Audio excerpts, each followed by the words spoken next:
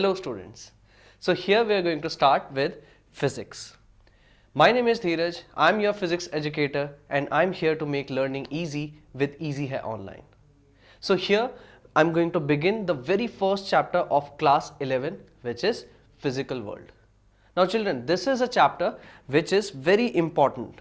Now in terms of exam point of view, you may not have as much as questions from this chapter, but this is an introduction. This is an overview to the whole concept of physics. Okay.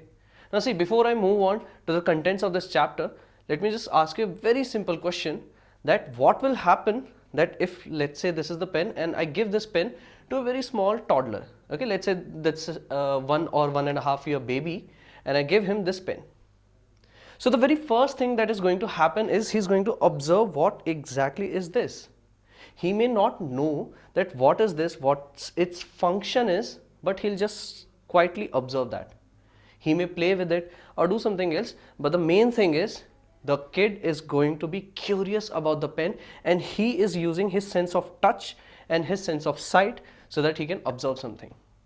So the basic point is, from very point that we are born and to the point that we die, we are always curious about our physical world and our surroundings. Okay, so this is such an interesting chapter and it's just an introduction to physics. Now see, up to class 10 you have studied the whole subject of science. Under science you specifically studied something regarding chemistry, you also studied regarding physics, and then you studied about biology as well. There were subjects on environmental sciences as well. But here we are bifurcating each and every subject in your class 11, right? You're grown up kids, so now we are going to study each subject in detail. So about physics, if I come to physics, you have learnt about Newton's laws of motion, you have learnt about gravity, and you have also learnt about electricity, you have learnt about magnetism. So it's basically each and every branch of physics deals with something important in our life. When I come to Newtonian mechanics, which is basically your Newton's laws of physics or gravitation, all of these things are very, very important in dealing with the physical world which is around us.